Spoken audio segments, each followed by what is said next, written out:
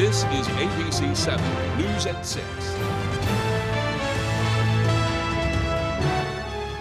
After a journey from Georgia to D.C. this morning, former President Jimmy Carter will lie in state in the Capitol Rotunda, the same building where he took the oath of office in 1977. Good evening, and thank you for joining us. I'm Beth Jones. And I'm Devin Dagnall. His state funeral is on Thursday at the National Cathedral. President Biden will give his eulogy. ABC's Perry Russum is on Capitol Hill.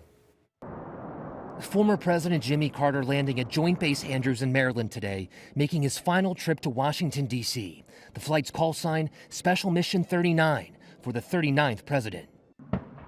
A 21-gun salute for Carter, America's longest-living president. He died last month at the age of 100.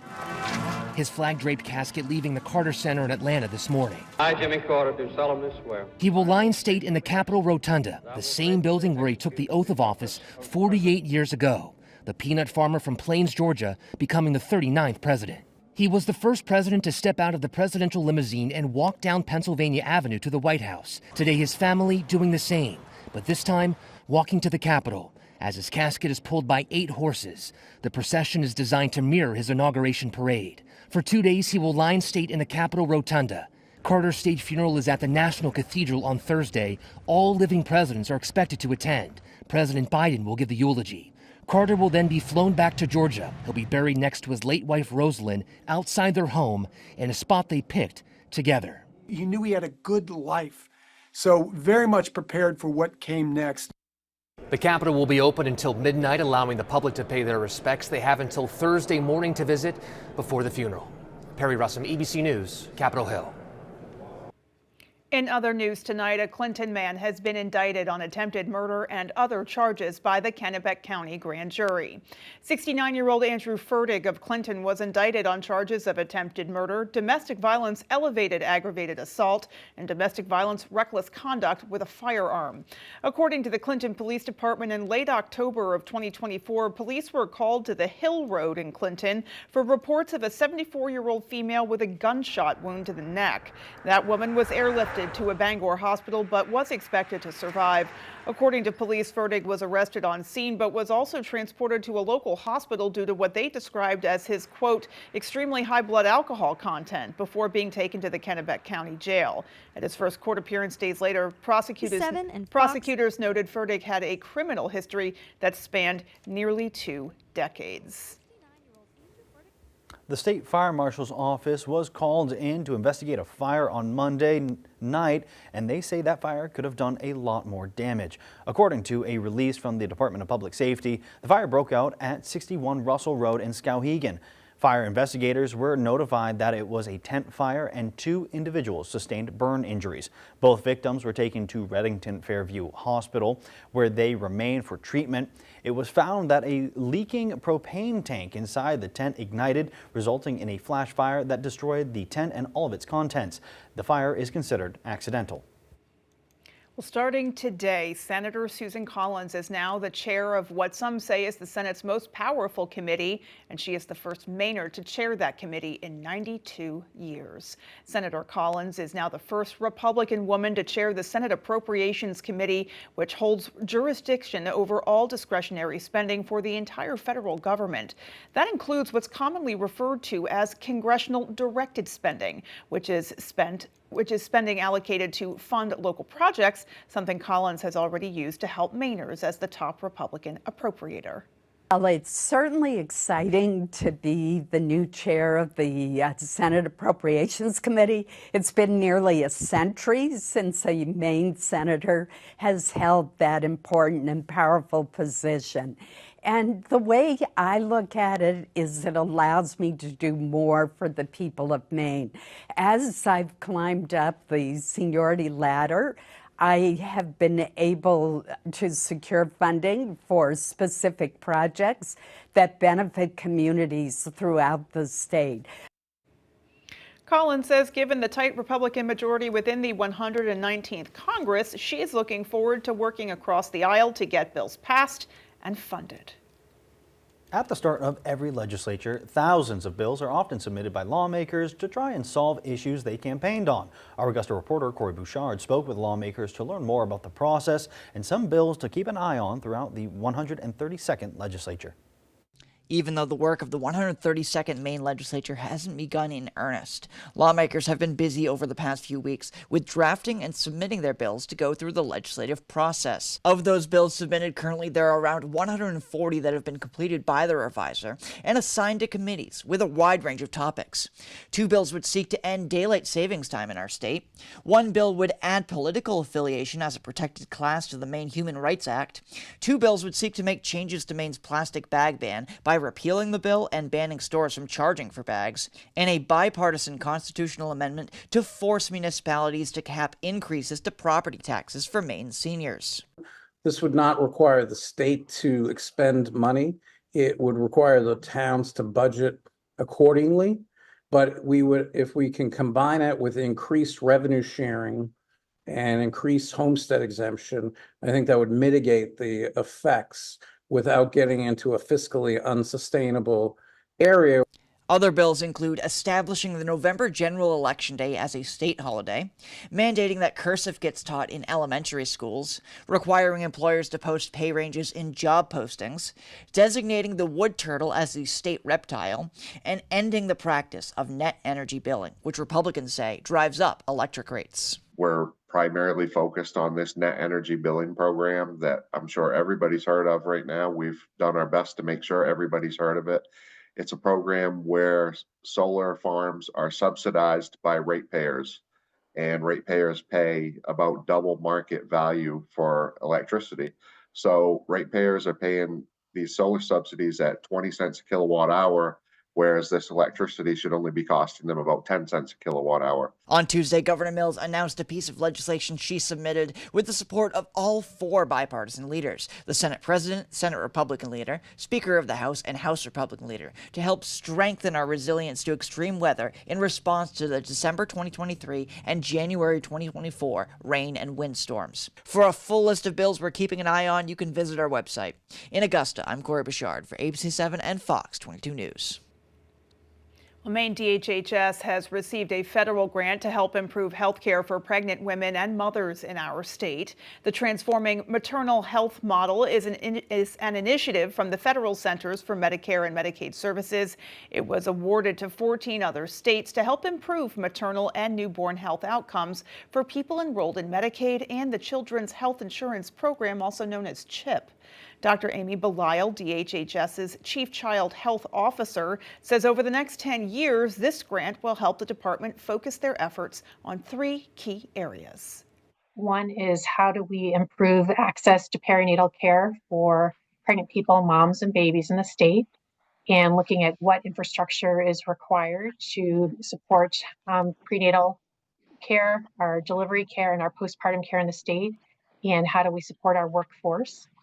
The second part is working on quality improvement and safety efforts. And the third part is really looking at whole person care delivery. And that's the term that they're using to see, how do we make sure that every family pregnant person has the delivery experience that they want when they're bringing a child into the world.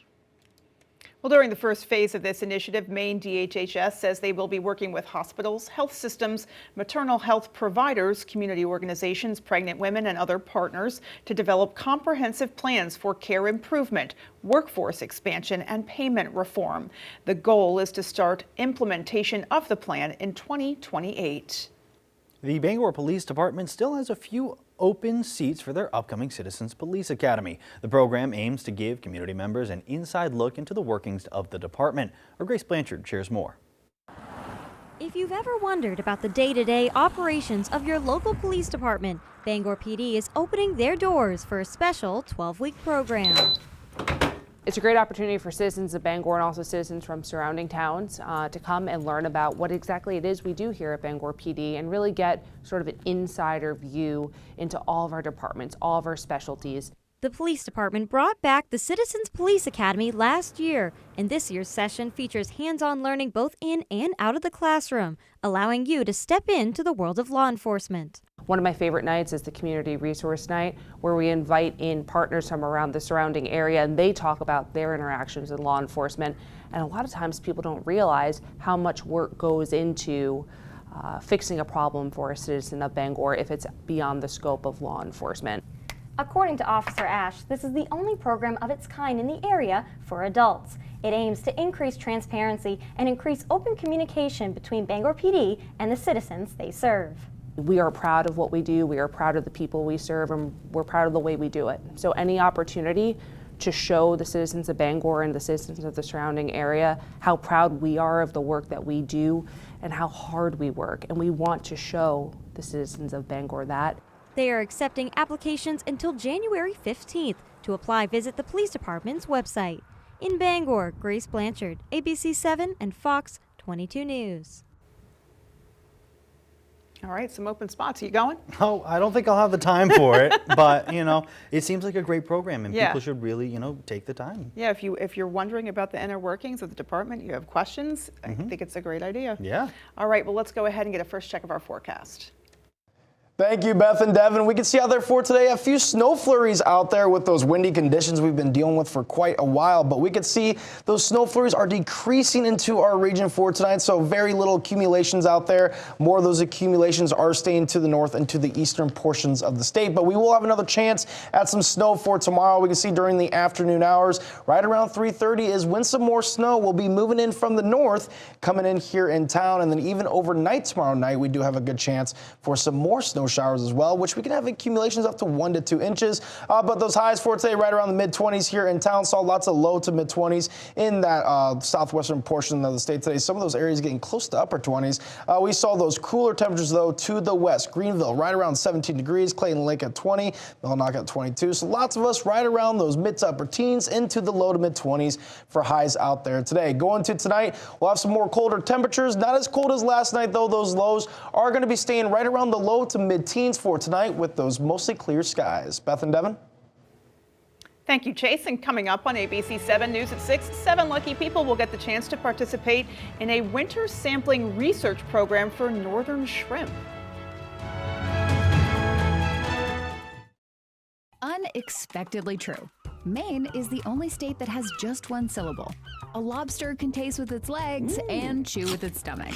And while most people can't lick their own elbow, 85% of Mainers who buy health insurance through CoverMe.gov pay less than the sticker price for their plan. Here you can search options, choose a plan that works for you, and see how much you could save. You have until January 15th, 2025.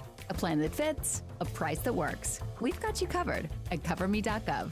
It's the Furniture Gallery's anniversary sale. Celebrate with us and save big. Queen mattresses as low as $198. Want to recline? Recliners start at just $298. Or upgrade to a power recliner for just $398. Reclining sofa and recliner, just $998. The Furniture Gallery anniversary prices don't stop there. Refresh your living room. Sofas starting at just $448. Complete your bedroom, 5-piece set for only $898. Support our Maine family-owned business and save money. The Furniture Gallery. Chauffeur, part-time scientist, wardrobe designer. I think I'd rather be an astronaut. And the family CEO? Don't worry, with My Hannaford Rewards, you've got this in the bag. Because you can save big on the items you always buy, with personalized coupons plus 2% rewards on all our store brands. Savings that really add up. Something smells good. It's in the bag at Hannaford Supermarkets. Whoa. For great Toyota offers not seen on TV, you could type buyatoyota.com into your browser, or you could simply scan this QR code and give your fingers a break. Buyatoyota.com, Toyota's official website for deals. Toyota, let's go places. I'm Jim with Lowry & Associates.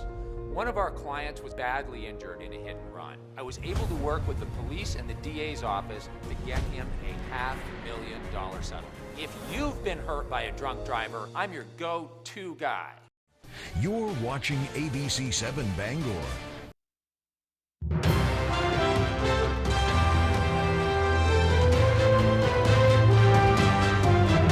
Welcome Welcome back. Dozens of fishermen have applied for the rare chance to catch northern shrimp once again after the population was off limits for over a decade. The Maine Department of Marine Resources will soon select just 7 members of Maine's fishing industry to participate in a winter sampling research program for northern shrimp. It aims to collect data for the stock assessment to determine if the moratorium that began in 2013 can be lifted. The moratorium was put in place due to low population levels that scientists attribute to climate change. According to the Maine Department of Marine Resources, they were pleased to receive upwards of 40 applicants. Not surprising for the northern shrimp fishery because it's really a fishery that a lot of Mainers hold dear to their heart. The industry loves it and they wish they could do it again.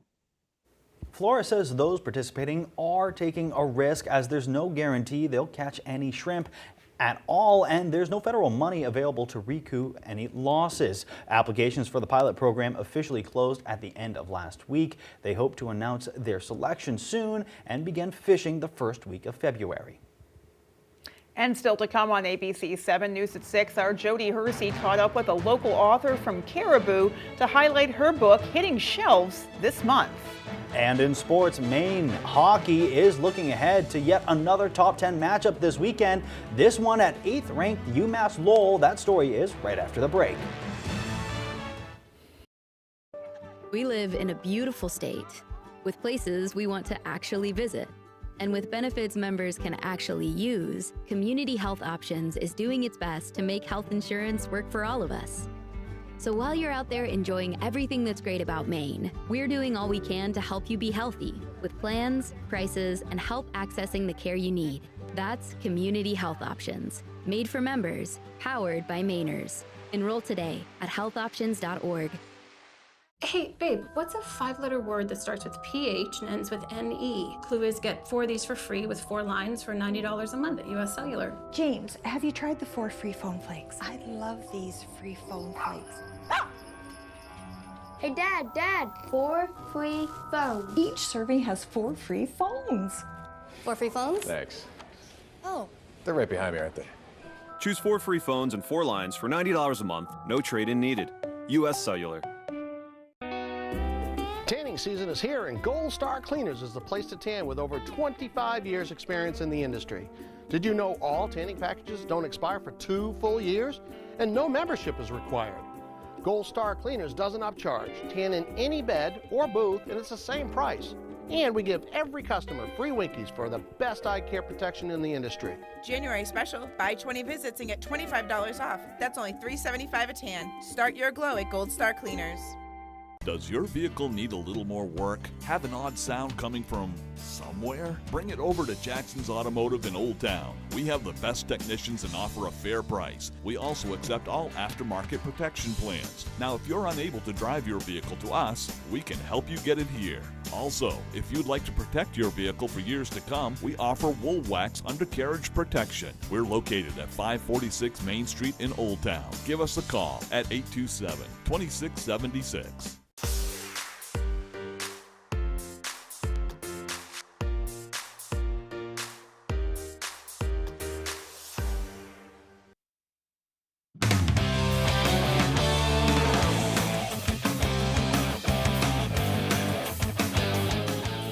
It's the second straight weekend with a top 10 matchup for Maine hockey. Welcome back in, everyone. Thank you for staying with us. 7th-ranked Maine men's hockey heads down to Lowell this weekend to take on the 8th-ranked Riverhawks in a huge Hockey East series.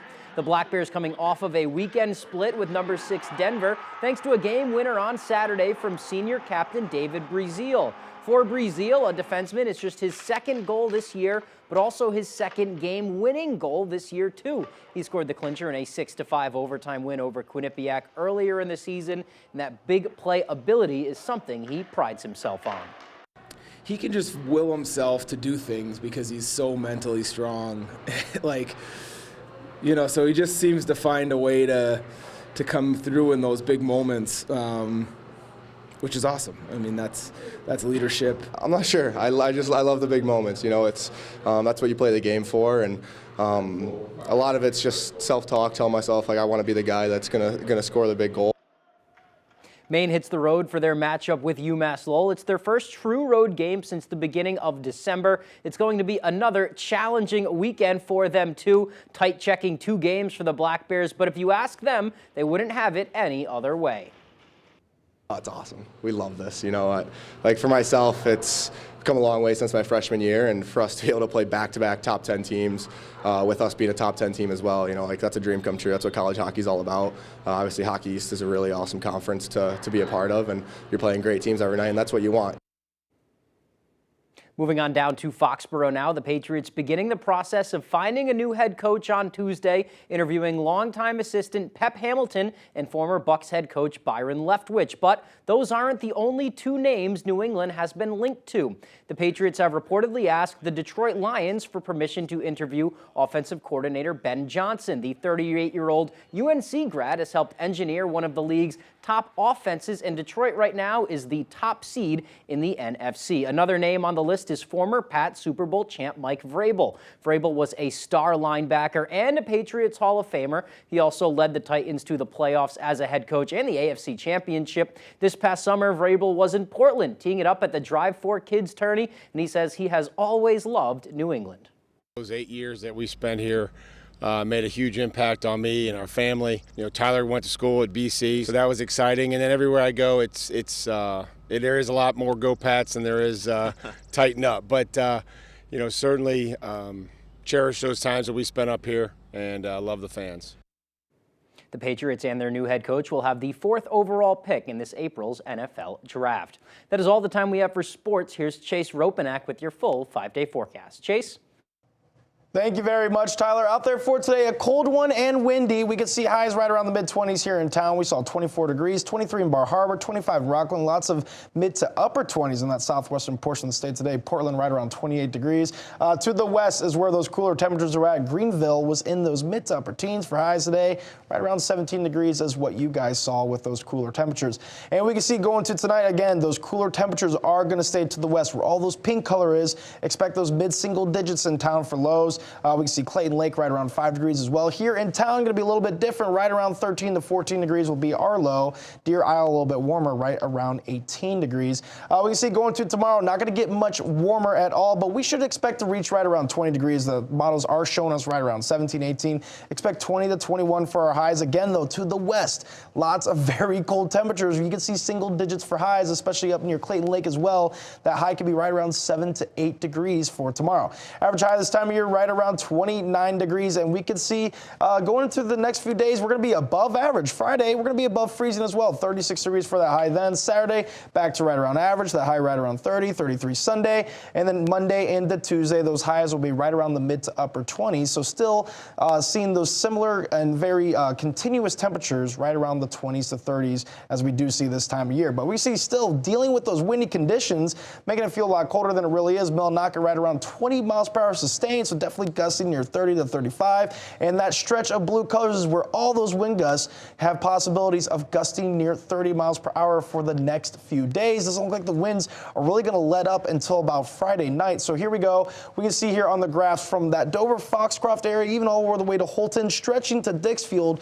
That is that area where we are continuously seeing gusts near 36 miles per hour. Here in town, right around 20 to 25, touching 30 at times. And of course, by the coast, that's where you still have Bar Harbor, right around 30 to 35 mile per hour gusts going until Friday night. So we're going to have to deal with lots of wind out there, but we are seeing a little bit of snow. We're starting to see those snow flurries decrease here in Bangor, but going into tomorrow, we do have another good shot of some snow in the afternoon. Looks like right around 3 to 3:30 is when that'll arrive from the north. So you guys up north will be seeing that snow first early on before noon, but here in our region, that's when right around the afternoon, the evening hours, we'll have the snow making its way in. And even going into tomorrow night, we have another push of some snow. So this is where we can get some accumulations of right around 1 to 2 inches here in town. But for tonight, staying dry, low right around 13 degrees, decreasing clouds and windy out there, of course, gusting near 30 miles per hour from the west-northwest. But tomorrow, highs right around 20 degrees, 21 here in town. Increasing clouds throughout the afternoon, and a few afternoon snow flurries will be in our region as well.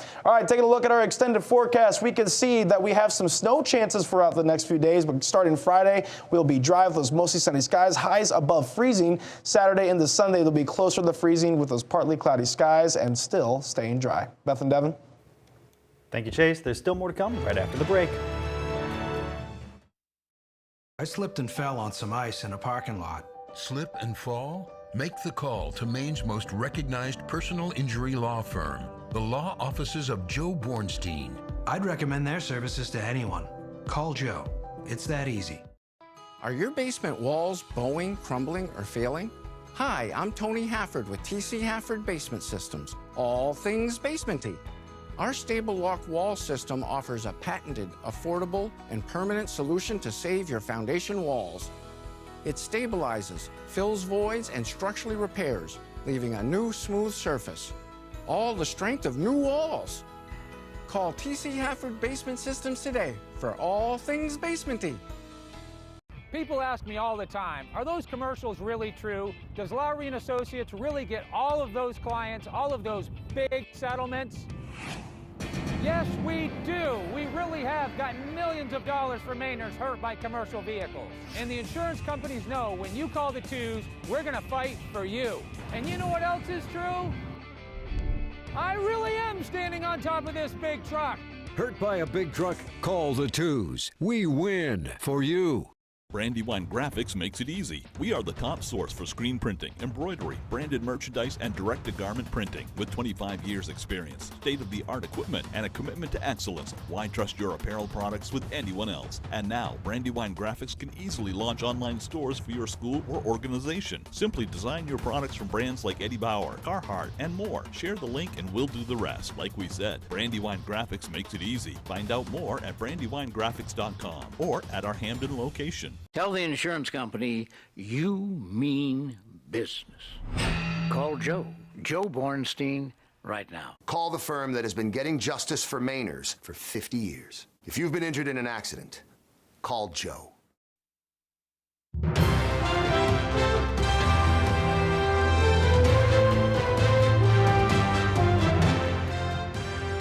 A new children's book about Maine astronaut Jessica Meir is being released this month. In it, readers learn about her days growing up in Caribou before setting her sights on outer space. Our Jody Hertzie has more. Author Fran Hodgkins of Rockport knows a good story when she sees one, especially a tale that would capture the attention of young readers. You don't expect an astronaut to come from a rural area of Maine. Hodgkins has written and published children's stories with Down East Books about moose, puffins, and seals. We caught up with her at the Briar Patch in Bangor to hear about her latest book, She Went to Space. The story takes readers through the life and work of Maine astronaut Jessica Meir. The Caribou native made history when she and fellow astronaut Christina Koch performed the first all-female spacewalk in 2019 to change batteries on a power unit that wasn't working. Hodgkins says writing about Meir came naturally.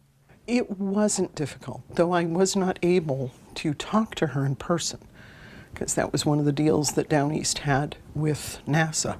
But she is a very well-regarded person. She's got a great story to tell, so there were no end of articles and other reference materials to use. Hodgkins says Meir is inspiring to readers of all ages. She was a professor at Harvard Medical School. She was a biological researcher, studied geese that fly over the Himalayan mountains. The woman is brilliant. This children's author now hopes She Went to Space motivates children to never stop reaching for their goals. But as long as you do what you love and no one is hurt by what you do, every job is worth doing. In Bangor, I'm Jody Hersey for ABC 7 and Fox 22 News. So great that there's not just a book, but a children's book, because talk about inspiring young minds. Absolutely. Yeah. No, it's just a great story, and hopefully we'll be able to get our hands on a copy. Indeed, we'd love to read it. All right, well, that is going to do it for us. From everyone here at ABC 7 News, take care and have a great night. For more of your local news, you can join us over on Fox 22 News Tonight at 6:30.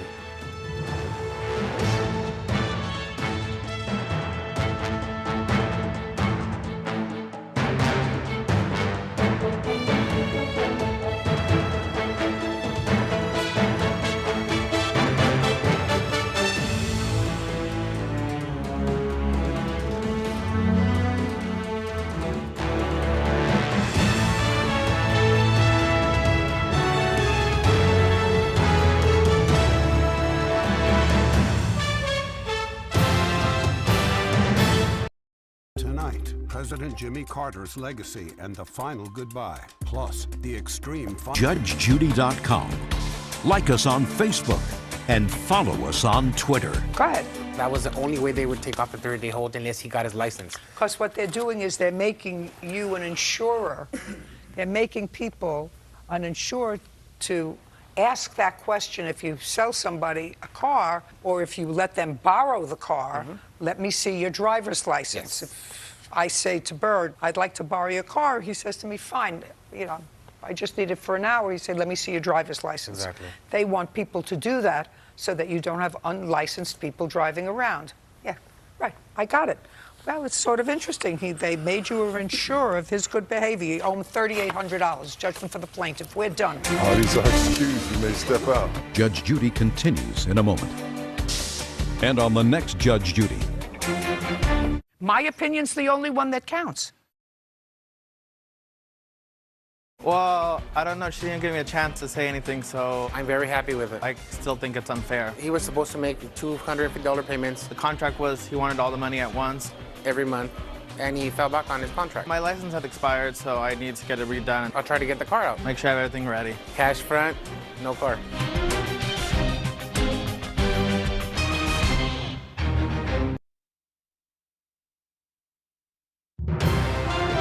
Coming up, the Bangor Police Department is opening its doors to the public with its Citizens Police Academy, and there is still room. Plus, in national news, today began multiple days of paying respects and celebrating the life and legacy of President Jimmy Carter in Washington, D.C. And a new children's book about the astronaut from Maine, Jessica Meir, is set to release this month. We'll have those stories and more just ahead. This is Fox 22 News Tonight. Former President Jimmy Carter's body arrived at the Capitol today, where he took the oath of office in 1977 and will now lie in state.